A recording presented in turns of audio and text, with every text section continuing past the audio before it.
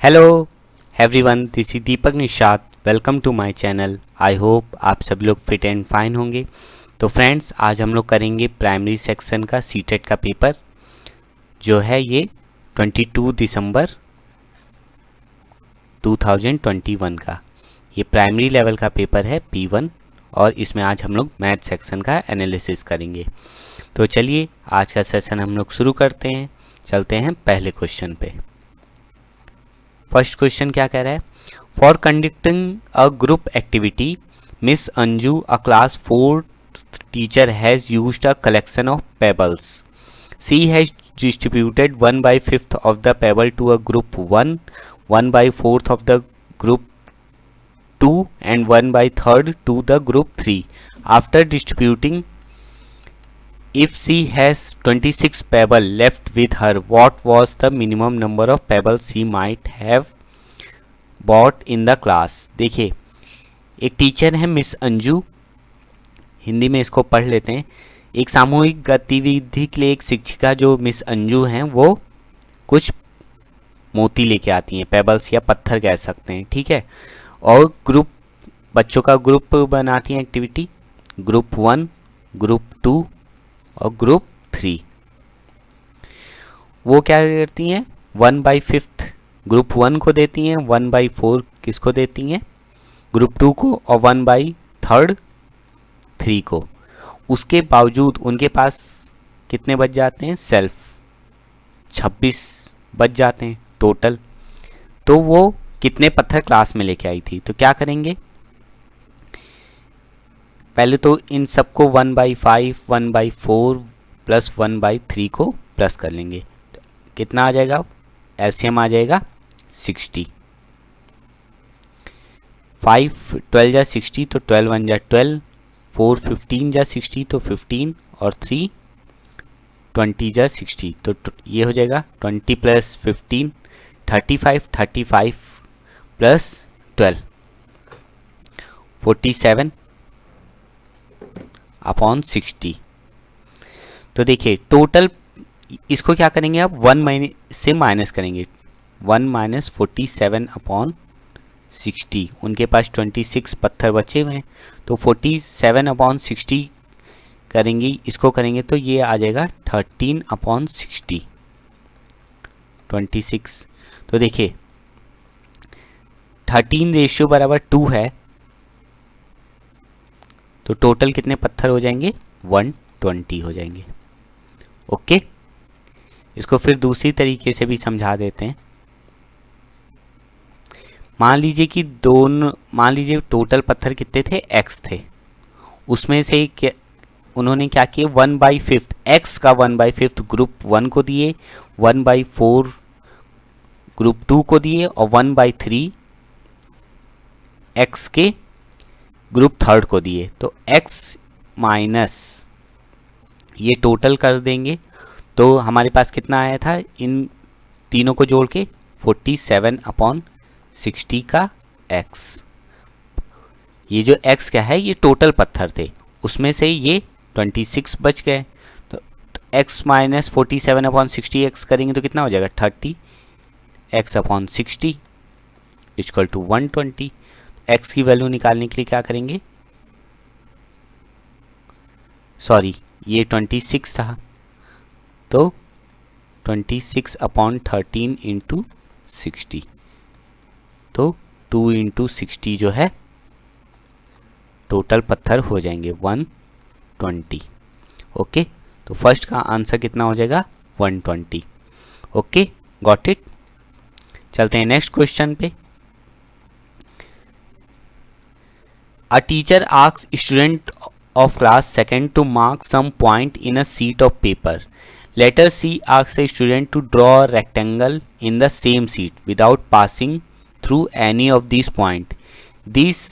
Then she asks the student to count the point inside the rectangle. Through this activity she cannot teach.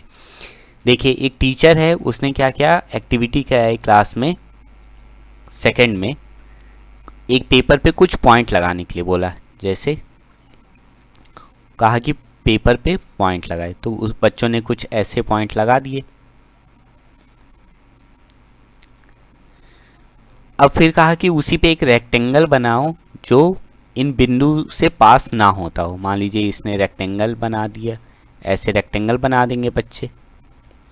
तो इस activity से क्या नहीं सीख सकते बच्चे? तो देखिए इस एक्टिविटी से क्या नहीं सीखते, कंपैरिजन ऑफ नंबर। मान लीजिए उसने बिंदुओं को नाम दे दिया 1 2 3 4 5 और ये 6 7, तो कंपैरिजन सीख सकते हैं। एरिया ऑफ रेक्टेंगल, क्या इससे एरिया ऑफ रेक्टेंगल सीख सकते हैं? नहीं, एरिया ऑफ रेक्टेंगल नहीं सीख सकते। इनसाइड आउटसाइड सीख सकते हैं, अंदर और बाहर। स्पाशियल अंडरस्टैंडिंग मतलब ज्योमेट्री की अंडरस्टैंडिंग कर सकते हैं, कंपैरिजन ऑफ नंबर भी कर सकते हैं। तो हमसे पूछा था क्या नहीं सीख सकते, तो हमारा आंसर क्या हो जाएगा, एरिया ऑफ रेक्टेंगल। ओके, हमारा आंसर हो जाएगा आयत का क्षेत्रफल इस एक्टिविटी से नहीं सीख सकते हैं। चलते हैं नेक्स्ट क्वेश्चन पे। What is the number of tens in 708? देखिए हिंदी में क्या कह रहे हैं, 708 में कितने दहाई मतलब 10 हैं, तो कितने होंगे, कितने दहाई है? 70 दहाई हैं।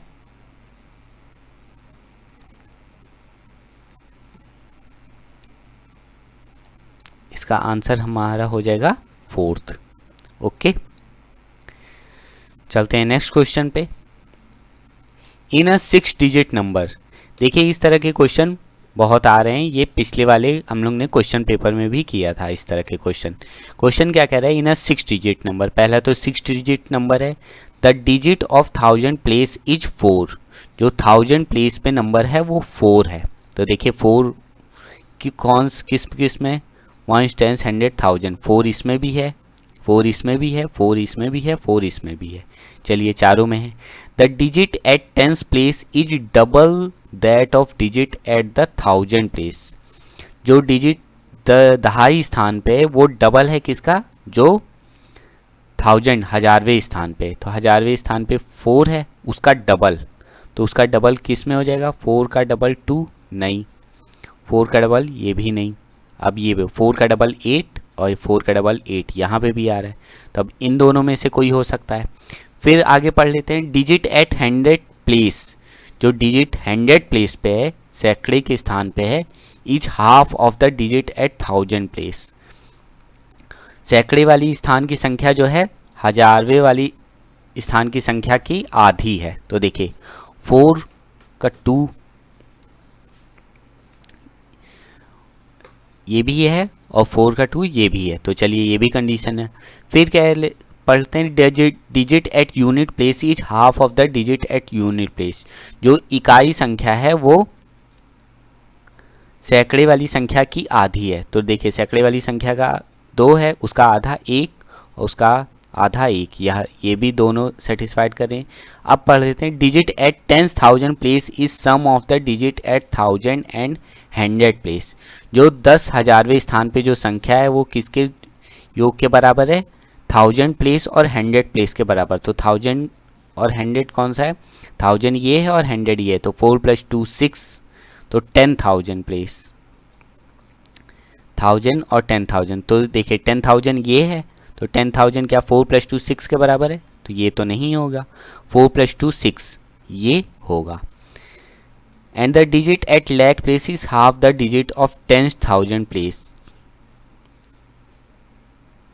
और जो लाख पे जो लाख वाली स्थान पे संख्या है वो किसके 10,000वें संख्या के आधी है। तो देखिए 10,000 पे 6 है और उसका आधा 3 लाखवें, तो हमारा आंसर क्या हो जाएगा 3,64,281। ओके, हमारा ऑप्शन 4 सही हो जाएगा। चलते हैं नेक्स्ट क्वेश्चन पे। Farhan father asked him to arrange some mango in group. When he arranged them in a group of 2, then when one mango was left. How he did the same with group of 3 and 7, and each time one mango was left, He knows that the number of mango are less than 50. If he arranges them in a group of 5, how many mango will be left? देखिए, एक बच्चा है जिसको उसके पिता ने आम को समूह में लगाने के लिए कहा, तो वो दो दो के समूह में आम लगाता है तो एक आम बच जाता है।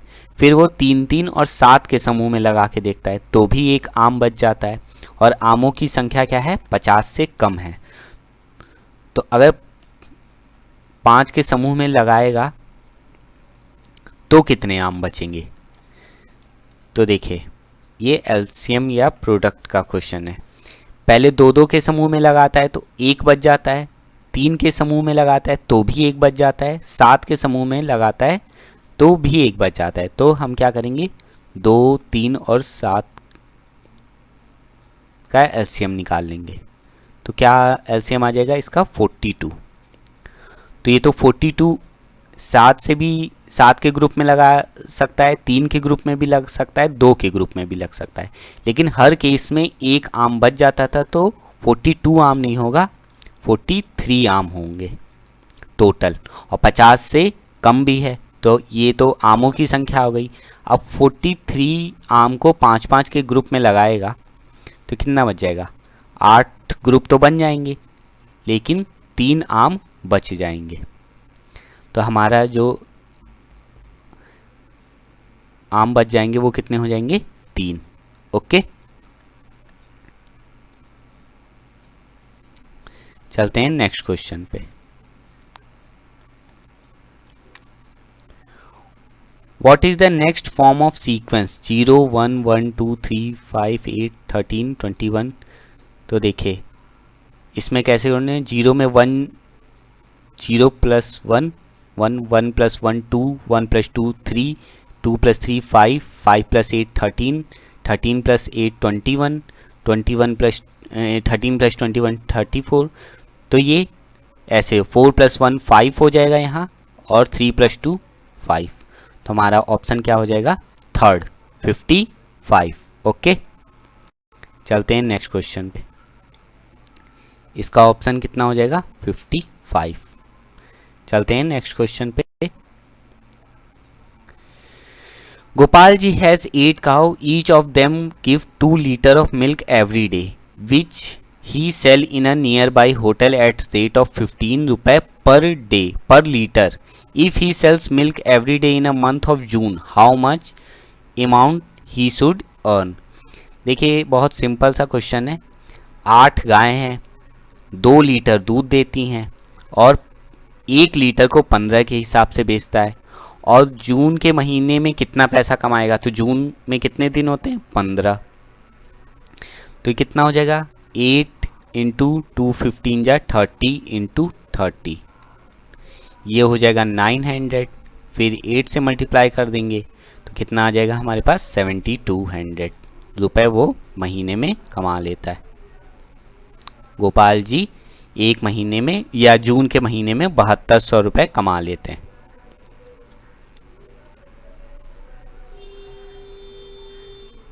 चलते हैं नेक्स्ट क्वेश्चन पे। A wire of length 86 meter is used to form a rectangle whose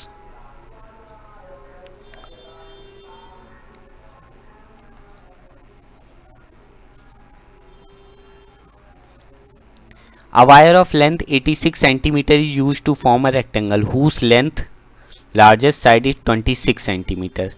Then same rectangle has been changed into another rectangle whose length is 31 centimeter.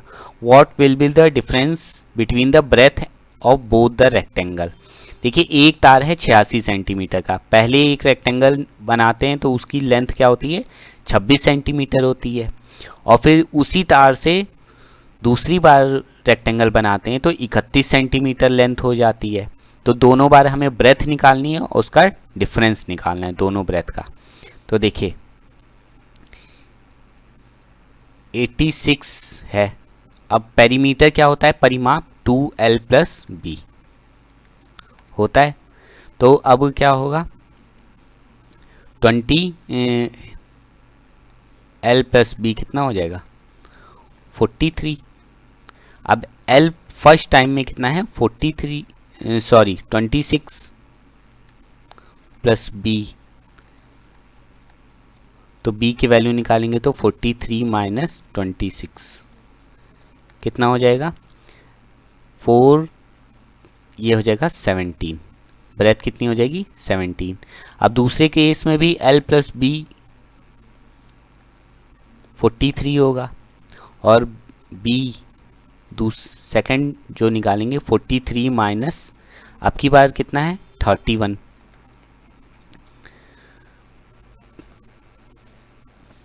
तो कितना आ जाएगा अब की बार 12, जो b2 हो जाएगा वो हो जाएगा 12 और b1, अब दोनों का डिफरेंस निकालना है b1 माइनस b2, तो कितना आ जाएगा 17 माइनस 12 दैट इज 5, तो दोनों में अंतर कितना आ जाएगा 5 सेंटीमीटर का। Got it,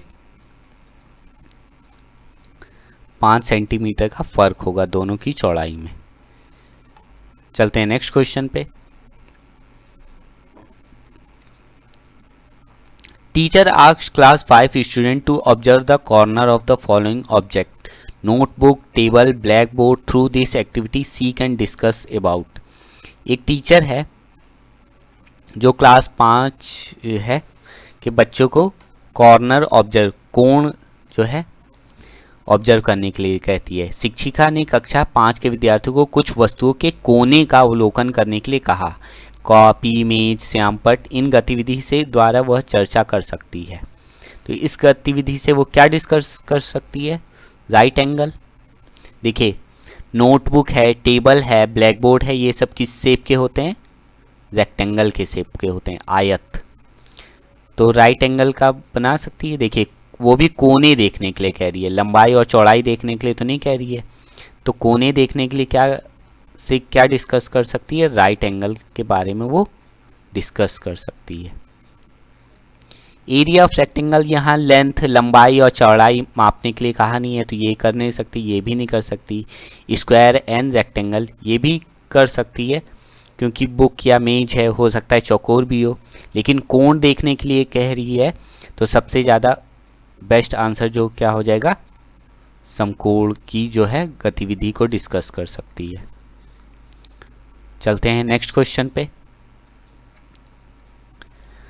Raghu started from his home at school eight 9:10 AM. If she required 20 minutes to reach school, when he reached exactly halfway, he noticed that he forgot his maths notebook at home. So he went back and took it. If he traveled in same speed throughout his journey, where will be the minute hand of the clock when she reaches school? देखिए क्या कह रहा है कि रघु सुबह 9:10 पे school जाने के लिए निकलता है। उसे स्कूल पहुंचने में 20 मिनट लगता है। तो देखिए वो 9:10 पे निकलता है। अगर 20 मिनट लेता स्कूल जाने में तो 9:30 पे उसे पहुंच जाना चाहिए, लेकिन क्या करता है 9:10 पे निकलता है, फिर आधे रास्ते पहुंचता है। आधा रास्ता पहुंचने के बाद उसे याद आता है कि वह अपनी गणित की कॉपी घर भूल गया। तो देखें 9:10 पे निकला, अब 20 मिनट का रास्ता है तो आधा रास्ता उसने 10 मिनट में तय किया होगा, तो मतलब 9:20 पे उसको याद आया कि मैं कॉपी भूल गया, फिर वो घर आएगा। अब आधे रास्ते पहुंचा था तो घर आने के लिए भी आधा ही रास्ता चलना पड़ेगा, तो फिर 9:30 हो जाएंगे। 9:30 हो जाएंगे, कॉपी लेगा, फिर स्कूल जाएगा। तो अब यहाँ घर से फिर 20 मिनट लगेगा, तो 9:50 हो जाएंगे। तो यदि वह समान गति से चलता है तो घड़ी में मिनट की सुई किस अंक पर होगी जब वह स्कूल पहुंचेगा? तो स्कूल पहुंचेगा वो 9:50 पे। अब घड़ी में कैसे दिखाएगा? घड़ी में छोटी सुई जो आर एंड होती है वो 9 पे रहेगी और मिनट एंड वो 10 पे रहेगी, क्योंकि यहीं पे तो 50 बचता है। तो आंसर क्या हो जाएगा? 4th आंसर हो जाएगा। ओके, चलते हैं नेक्स्ट क्वेश्चन पे। Ganesh and Dinga want to pack 4000 cube of side 1 centimeter in various box. There are 4 different boxes A, B, C, D having dimension. देखिए गणेश और दींगा क्या करना चाहते हैं, पैक करना चाहते हैं 4000 क्यूब्स एक एक सेंटीमीटर के। अब अलग अलग डब्बे हैं ए बी सी डी, उनकी डायमेंशन है कुछ, उनमें कैसे पैक करेंगे। तो देखिए पहला है ए मान क्या है 20 इंटू 10 इंटू 6, तो देखिए कितना आ जाएगा, ये आ जाएगा पहला तो 1200। बी कितना है 15 इंटू 9 इंटू 10, तो 15 9 जा 135 और 135 को 1350। सी में कितना आ जाएगा 11 इंटू 11 इंटू 10, तो ये हो जाएगा 1210। और डी कितना है, डी में है 6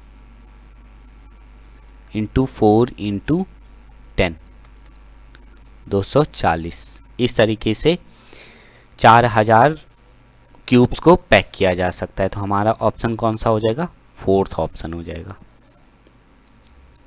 ओके, बहुत सिंपल सा था क्वेश्चन, बस हमें इसे मल्टीप्लाई करके निकालना था वैल्यू, और कुछ नहीं करना था इसमें। चलते हैं नेक्स्ट क्वेश्चन पे। If a water tank has 500 litre water, how many maximum pots of equal capacity of 250 ml can be filled from the water tank. क्या कह रहा है क्वेश्चन, यदि एक पानी के टैंक में 500 लीटर पानी है तो उसमें 250 मिलीलीटर की क्षमता वाले अधिकतम कितने बर्तन भरे जा सकते हैं। तो ये डिवाइड का क्वेश्चन है। देखिए कुल पानी कितना है 500 लीटर है, और घड़ी की कितनी क्षमता है 250 ml। अब 1 लीटर में कितने ml होते हैं 1000 ml, तो अब 250 ml के बराबर हो जाएगा 250 अपॉन 1000, मतलब 1/4 लीटर भी उसे कह सकते हैं।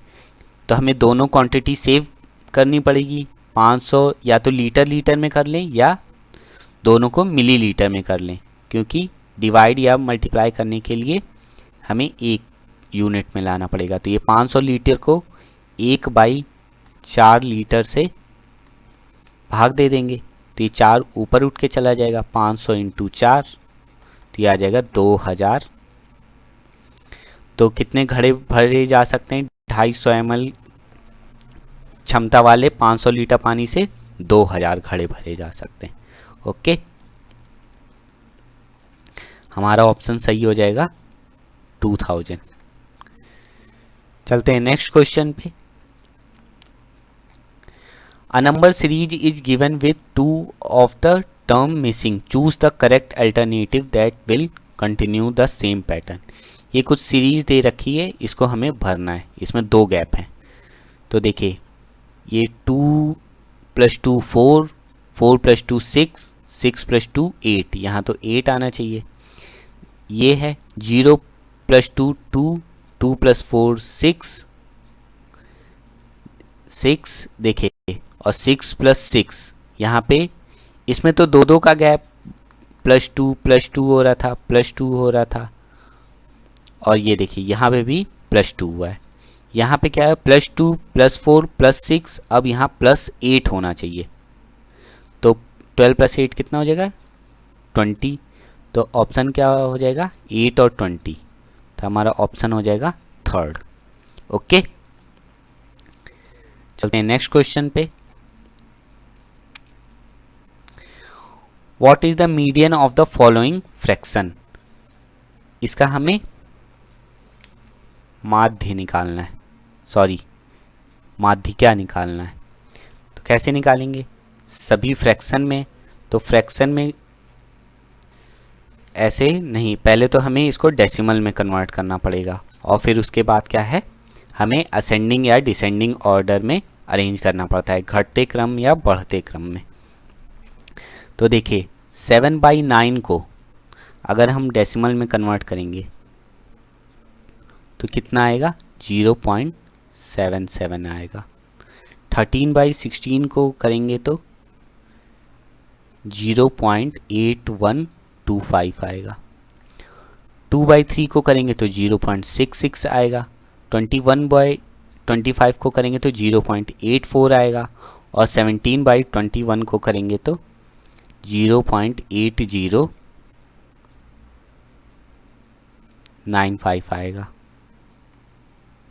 तो अब इसको असेंडिंग ऑर्डर में अरेंज करते हैं, छोटे से बड़े। तो 0.66, उससे बड़ा कौन सा है, 0.77, उससे बड़ा 0.8095, उससे बड़ा 0.8125 और उससे बड़ा 0.84। तो 0.66 वाला कौन सा था, थर्ड, मतलब 2/3, ये सबसे छोटा। उससे बड़ा 0.77, 7/9, उससे बड़ा 17/21 और उससे बड़ा 13/16 और उससे बड़ा 0.84, सबसे 21/25। अब देखिए मीडियन निकालने का फॉर्मूला क्या होता है, हमें टर्म्स निकालने होते हैं। यहाँ पे कितने टर्म्स है, 5। तो ऑड n जो है 5 है और वो भी क्या है, ऑड, विषम संख्या है। तो क्या फॉर्मूला हो जाएगा, n+1/2 टर्म होता है। तो 5 + 1/2 दैट इज 6/2 कितना हो जाएगा, थर्ड टर्म। तो थर्ड टर्म कौन सा आ रहा है, 17/21। तो हमारा ऑप्शन कितना हो जाएगा, दूसरा हो जाएगा। ओके, हमारा ऑप्शन यहाँ पे हो जाएगा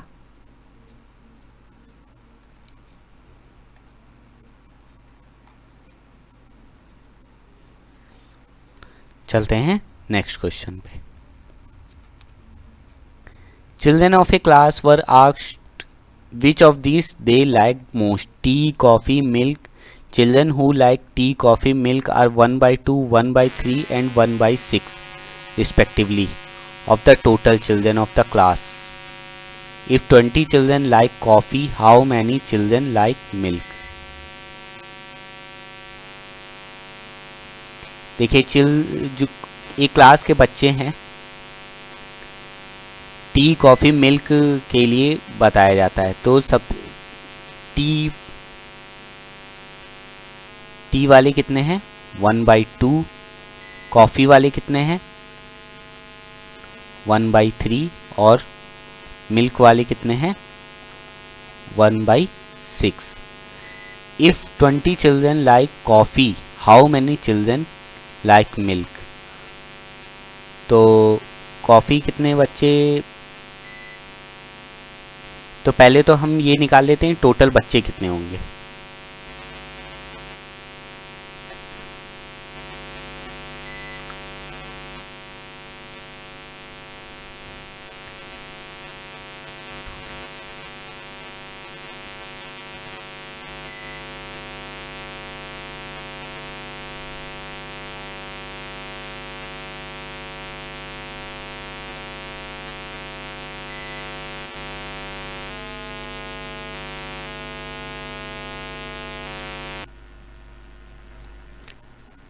हेलो, सॉरी लाइट जाने की वजह से थोड़ा इंटरप्शन आ गया था।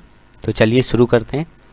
देखिए कॉफ़ी कितने बच्चे पीते हैं, 1/3, जो कि किसके बराबर है, 60 के बराबर है। अगर क्लास में बच्चे x हैं और उसका 1/3 जो कॉफ़ी पीते हैं उनकी संख्या कितनी है, 20 के बराबर है। तो x = 60, टोटल बच्चे कितने हो जाएंगे, 60 बच्चे हो जाएंगे। तो अब हमसे पूछा है कि मिल्क कितने पीते हैं, तो मिल्क 1/6 x हो जाएंगे। तो 1/6 x की जगह हम 60 रख देंगे, तो 6 × 10 = 60 हो जाएगा। तो हमारा ऑप्शन कितना हो जाएगा, 10। मिल्क पसंद करने वाले बच्चे कितने हैं, 10 हैं। ओके, चलते हैं नेक्स्ट क्वेश्चन पे। अब ये 46, अब यहाँ से पेडागोजी शुरू हो जाएगी। अब mathematic teacher asks the student to identify all the rectangle in a 10 gram. The above activity is appropriate for assessing the learner at which level of geometric reasoning according to the van Hiele. देखिए हिंदी में पढ़ लेते हैं इस question को। एक गणित के अध्यापक ने विद्यार्थियों से एक 10 ग्राम में दिए गए सभी आयतों को पहचानने के लिए कहा। उपरोक्त क्रियाकलाप विद्यार्थी पर वैन हीले के अनुसार दिए गए ज्यामितीय तर्क के स्तर पर आकलन करने के लिए उपयुक्त हैं।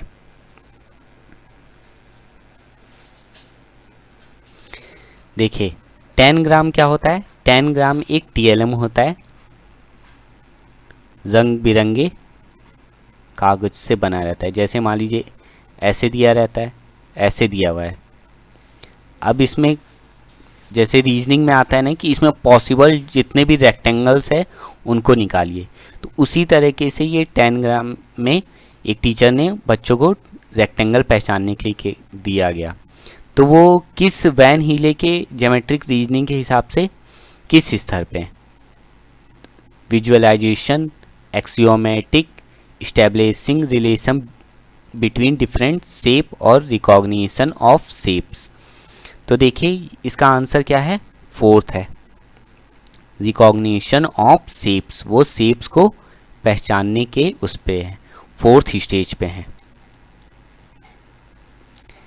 आकृतियों को पहचानना, अब वो जितना पहचान पाएंगे तभी तो वो टोटल नंबर्स ऑफ रेक्टेंगल उसमें निकालेंगे। तो वो इस लेवल पे हैं, तभी टीचर ने उनको ये गतिविधि दी है। ओके, चलते हैं नेक्स्ट क्वेश्चन पे। Games and puzzle are effective strategy in teaching mathematics since they help in enhancing. जो है क्या कह रहा है? गणित को पढ़ाने के लिए खेल और पहेलियाँ प्रभावकारी रणनीतियाँ हैं क्योंकि वह निम्नलिखित को बढ़ावा देने में सहायक होती हैं। किस में सहायक होती हैं? Procedural understanding, conceptual understanding, utilization understanding या फैक्चुअल अंडरस्टैंडिंग। हिंदी में पढ़ लेते हैं। कार्य विधिक समझने, कार्य की विधि को समझना, प्रोसीजर को समझने में कह तो सकते हैं। गणित को पढ़ाने के लिए खेल और पहेलियाँ। दूसरा है संकलात्मक समझ, उपयोग आधारित समझ और तथ्यात्मक समझ। तो यहाँ पे जो सबसे बेस्ट ऑप्शन है संकलात्मक समझ को विकसित करने में ज़्यादा सहायक होती हैं।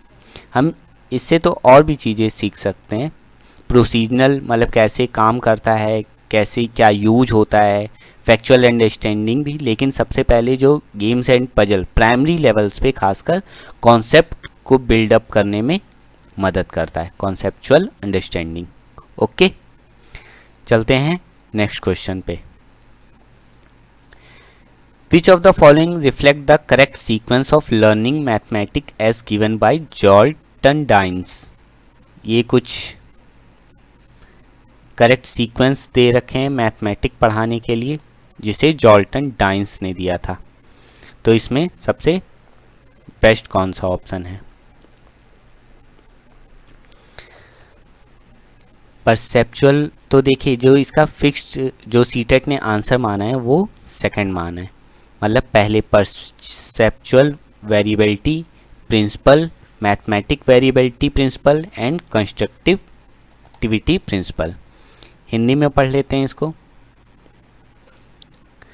प्रत्यक्ष, ज्ञानात्मक, बोधात्मक परिवर्तिता सिद्धांत, गणितीय परिवर्तिता सिद्धांत और रचनात्मक सिद्धांत, इसको जो है सीटेट ने आंसर माना है। ओके, चलते हैं नेक्स्ट क्वेश्चन पे। Ismail, a primary mathematics teacher, always first carry out some activity to understand his student previous knowledge. Based on the student performance, he decide whether to move ahead with the next concept or revise and consolidate the previous concept, then move to the next concept as a mathematics teacher. Ismail, देखिए हिंदी में पढ़ते हैं। इस्माइल एक प्राथमिक अध्यापक है, अपने छात्रों के पूर्व ज्ञान को समझने के लिए सर्वप्रथम सदैव कुछ क्रियाकलाप करते हैं। ये तो अच्छी बात है। छात्रों के प्रदर्शन पर वह फिर निश्चित करते हैं कि अगली अवधारणा की ओर बढ़ना है या पिछली अवधारणा को दोहराना है। उसे सहमति करने के बाद ही अगली अवधारणा की ओर अग्रसर होना है। तो एक शिक्षक के नाते इस्माइल क्या कर रहे हैं? एक रैखिक मूल्यांकन के नमूने का पालन कर रहे हैं, जिसमें योजना, एक विषय को पढ़ाना, पढ़ाए गए वृत्तांत का मूल्यांकन सम्मिलित है। दूसरा, अत्यधिक समय नष्ट कर रहे हैं, इससे पाठ्य विवरण को पूर्ण करने में केंद्रित रहना चाहिए। तीसरा, विषय को पूर्ण करने के पश्चात ही मूल्यांकन करना चाहिए। चौथा है, एक चक्रीय मूल्यांकन के नमूने का पालन करें, जिसमें मूल्यांकन के द्वारा जानकारी एकत्रित कर बच्चों को अधिगम वातावरण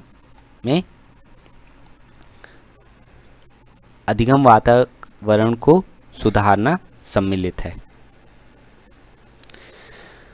तो वो क्या कर रहे हैं? इस्माइल जो हैं एक चक्रीय मूल्यांकन के नमूने का पालन कर रहे हैं, जिसमें मूल्यांकन के द्वारा जानकारी एकत्रित कर बच्चों के लिए अधिगम वातावरण को सुधारना सम्मिलित है। जो इस्माइल जो है बहुत सही काम कर रहे हैं। Is following a cyclic model of assessment.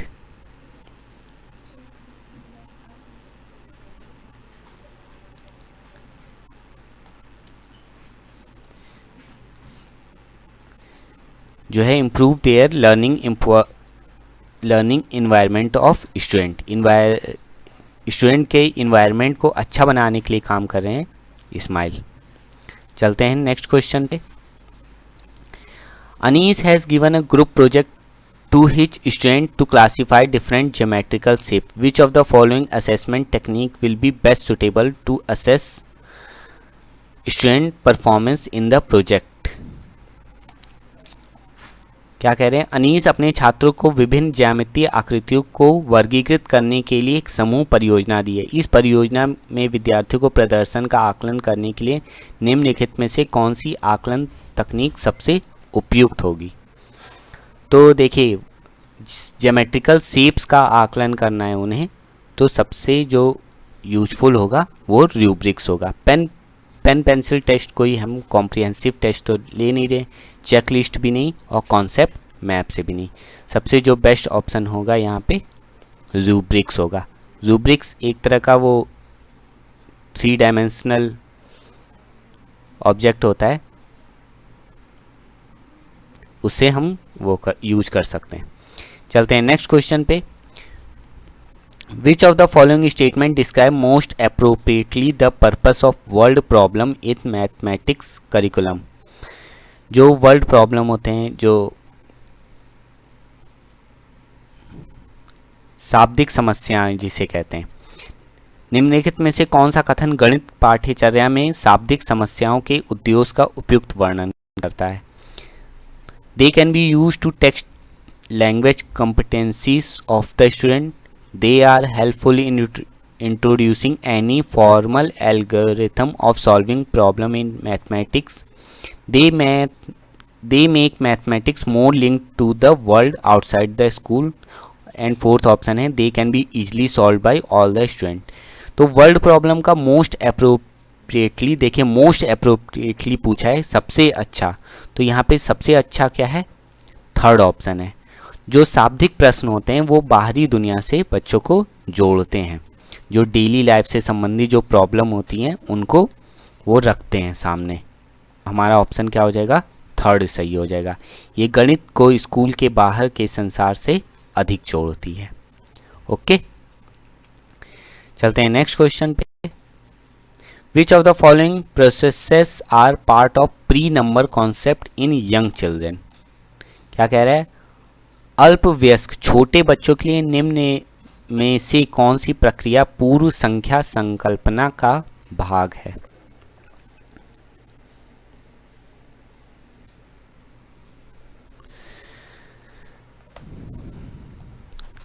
जो है प्री नंबर, बच्चों को नंबर पढ़ाने से पहले क्या जरूरी है? Classification, patterning and 1-to-1 correspondence.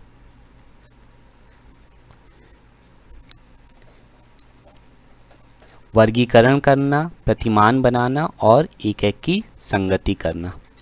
Okay, ये है फर्स्ट ऑप्शन, यही जो है राइट आंसर होगा। चलते हैं नेक्स्ट क्वेश्चन पे। Which one of the following should not be feature of mathematics text book eight primary level. Primary level पे जो बुक होती हैं उनमें गणित की पाठ्य पुस्तक की विशेषता नहीं होनी चाहिए। Concept should be link to higher classes. Second है concept should be presented in hierarchical manner. Third है concept should be presented from complex to simple. Concept should be presented in contextual from variable possible. जो इसका option हो जाएगा first भी सही है। Link to higher classes जो हम पढ़ते हैं वो आगे की क्लासेस का बेस होता है, तो वो रिलेटेड तो होता ही है। Concept should be presented in hierarchical manner, ये भी सही है। Concept should be presented from complex to simple, पहले कॉम्प्लेक्स और फिर सिंपल नहीं, क्या होना चाहिए, सिंपल टू कॉम्प्लेक्स होना चाहिए, सिंपल टू कॉम्प्लेक्स। तो यही हमसे पूछा था कौन सा फीचर नहीं होना चाहिए, तो हमारा ऑप्शन क्या हो जाएगा, थर्ड सही हो जाएगा। ओके,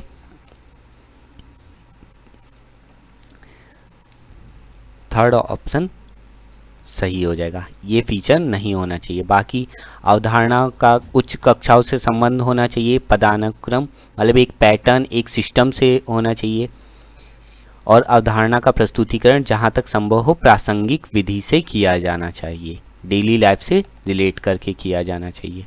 ओके, चलते हैं नेक्स्ट क्वेश्चन पे। Use of manipulative is integral to the teaching learning of mathematics at primary level because, क्या कह रहे हैं, हस्त कौशल सामग्री। मैनिपुलेटिव को क्या कहते हैं, हस्त कौशल सामग्री जैसे TLM है, का उपयोग प्राथमिक स्तर पर गणित के शिक्षण अधिगम का अभिन्न अंग है। तो ऑप्शन क्या है, क्यों है, it help to make connection with other subject in primary curriculum, क्या ये दूसरे सब्जेक्ट के साथ एक कनेक्शन बनाता है।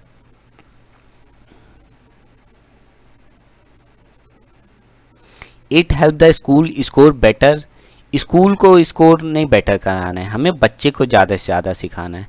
It help the learner to comprehend the mathematical concept, वो बच्चे को मैथमेटिकल कॉन्सेप्ट समझने में सहायता करता है, बात तो सही है। It save teacher time as she does not have to solve the problem, हमें यहाँ टीचर या स्कूल का टाइम नहीं करना है। तो हमारे पास फर्स्ट और थर्ड ऑप्शन है। इट हेल्प टू कनेक्शन तो बनाता है, लेकिन सबसे जो बेस्ट ऑप्शन है वो कॉम्प्रिहेंड मतलब मैथमेटिकल कॉन्सेप्ट को समझने में सहायता करता है, जो हस्तकौशल सामग्री होती है, TLM जिसे हम कह सकते हैं। यह शिक्षार्थी को गणितीय अवधारणा को समझने में सहायता करता है। ओके, चलते हैं नेक्स्ट क्वेश्चन पे।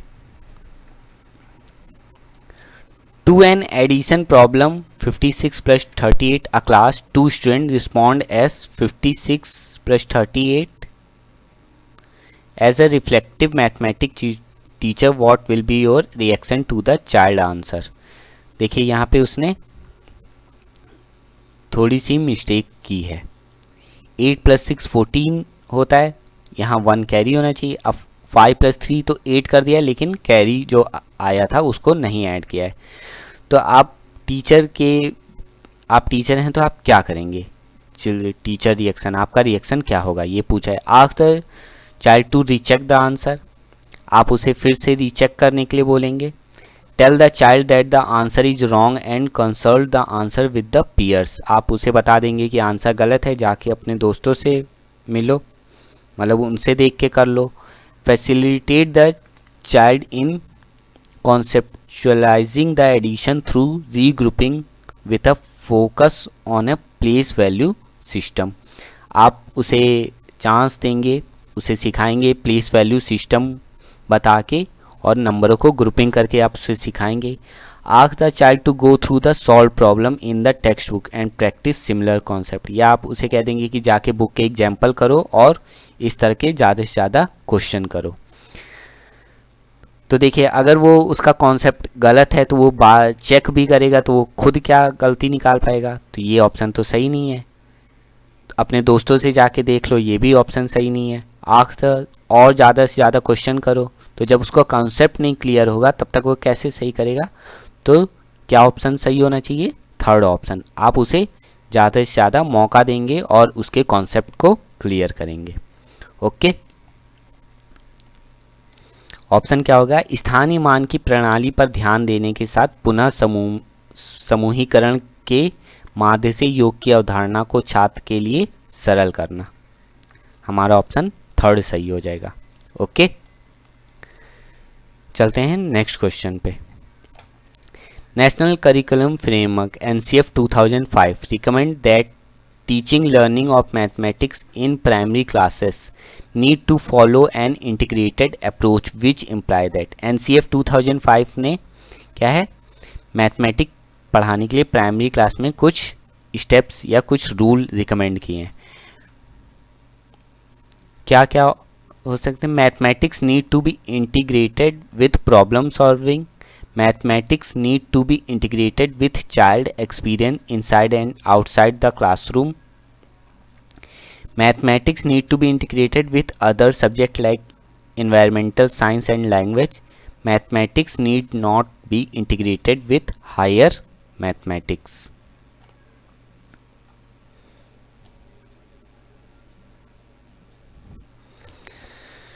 तो क्या ऑप्शन हो जाएगा यहाँ पे? Mathematics need to not to be integrated, मतलब उसे बड़ी क्लासेस से संबंधित नहीं होना चाहिए, प्रॉब्लम सॉल्विंग पे ही वो होना चाहिए। दूसरा ऑप्शन है mathematics need to be integrated, उसे संबंधित होना चाहिए चाइल्ड एक्सपीरियंस, जो बच्चा खुद एक्सपीरियंस कर रहा है इनसाइड और आउटसाइड द क्लासरूम, वो भी प्राइमरी लेवल पे। तो बी ऑप्शन तो सही है।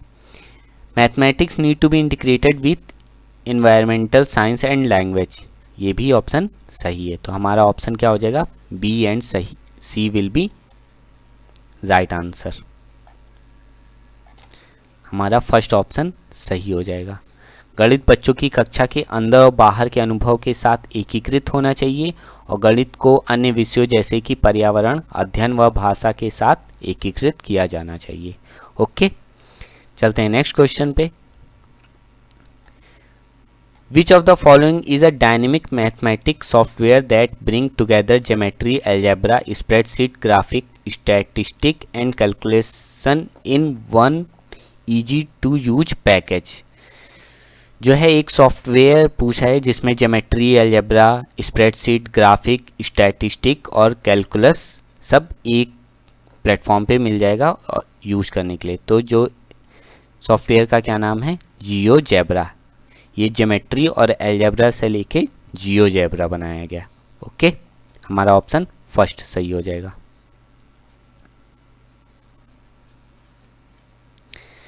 चलते हैं नेक्स्ट क्वेश्चन पे। इस तरह के क्वेश्चन को याद कर लीजिए क्योंकि फैक्चुअल क्वेश्चन है, आंसर फिक्स होते हैं और क्वेश्चन सीटेट में बहुत रिपीट होते हैं।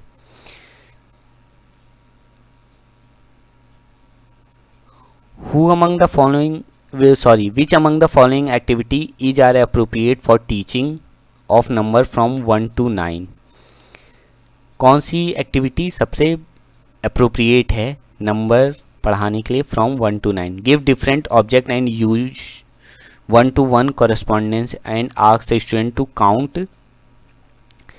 Give a number and ask student to collect the object associated with the number. Recite the number from 1 to 9 and sequence orally till the student could memorize it.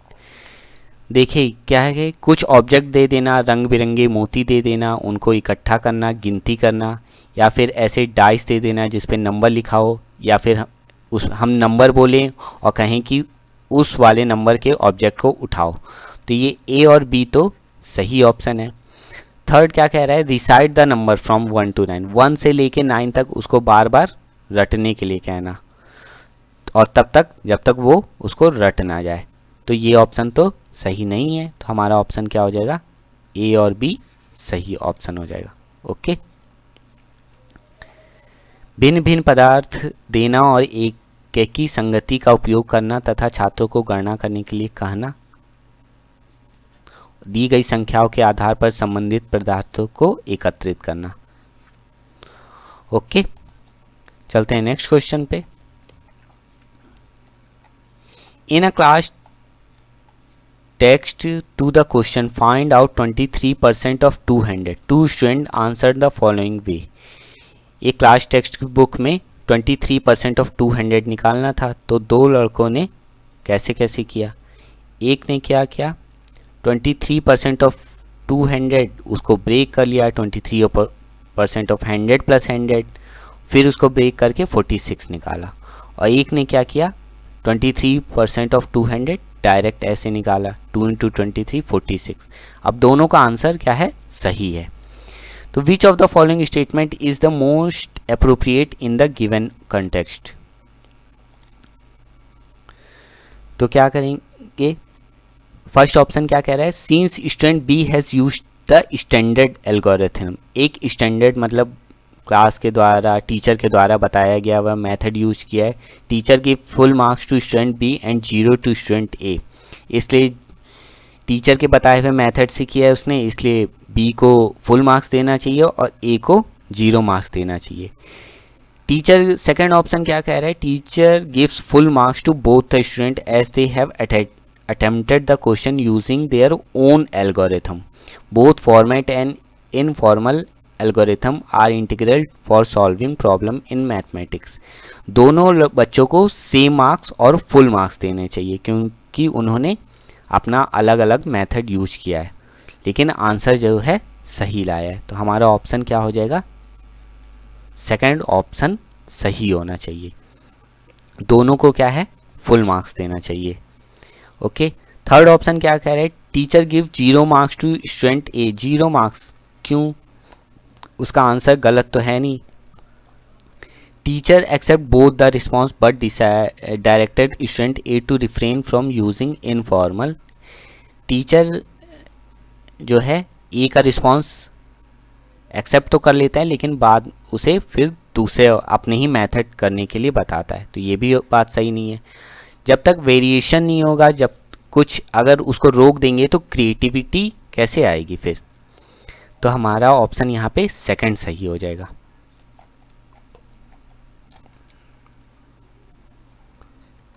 Okay, चलते हैं next question और last question पे। Miss Kamala while introducing the concept of similarity has provided different experience to her student such as model of different shape, picture of shape, project via computer, discussion in group, etc. The intention of Miss Kamla is providing multiple experience to the learner each.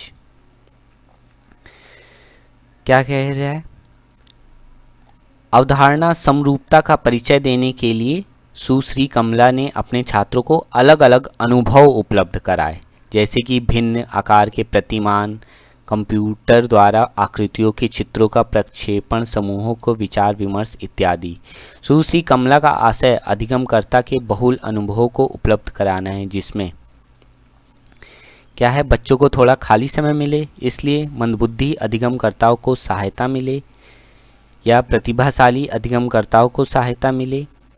प्रतिभाशाली अधिगमकर्ताओं को जो प्रतिभा पहले से God gifted है उसको और अधिक क्या सहायता मिले, ये सही है। मंदबुद्धि अधिगमकर्ताओं को सहायता मिले, बच्चों को थोड़ा खाली समय मिले, ये उतना सही नहीं है। फोर्थ ऑप्शन है सभी अधिगमकर्ताओं की आवश्यकताओं का प्रबंध हो जाए, सभी अधिगमकर्ता। तो यहाँ देखिए इंक्लूसिव एजुकेशन की बात की गई है, सभी अधिगमकर्ताओं को, मतलब जो स्लो लर्नर है या फास्ट लर्नर है, गॉड गिफ्टेड है या स्पेशल हैं, उन सभी की जो है नीड को पूरा कर सके। तो हमारा फोर्थ ऑप्शन सही हो जाएगा। आंसर क्या हो जाएगा, to cater the need of all learners. Okay, तो ये था आज का सेशन फ्रेंड्स। आप लोग को सेशन कैसा लगा, कोई डाउट हो, कोई कन्फ्यूजन हो तो आप उसे कमेंट बॉक्स में बता सकते हैं। जो लोग नए हैं वो सब्सक्राइब ज़रूर कर दें और लाइक एंड शेयर ज़रूर करेंगे। मिलेंगे हम लोग जल्दी नेक्स्ट क्लास में। आज के लिए बस इतना ही।